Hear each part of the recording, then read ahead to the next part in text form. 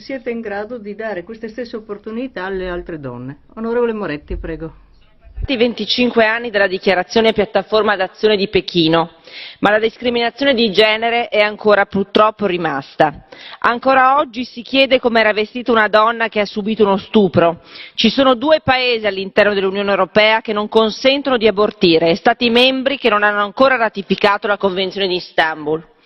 In Europa le donne guadagnano il 16% in meno dei colleghi uomini e viene considerato normale che sia la donna a sacrificare la carriera per i servizi di cura. Per 25 anni ci si è solo riempiti la bocca di propositi. Oggi, alla vigilia della conferenza dell'ONU, chiedo che l'Europa con unica voce ribadisca che non accettiamo più questo immobilismo. I diritti sessuali e riproduttivi delle donne devono essere garantiti ovunque, in particolare l'accesso a metodi contraccettivi, a un aborto sicuro e legale, all'assistenza sanitaria e all'educazione nelle scuole.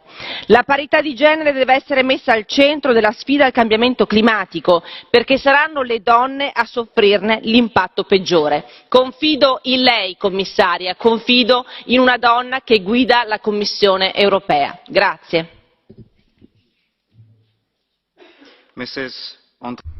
Onorevole André, un minuto.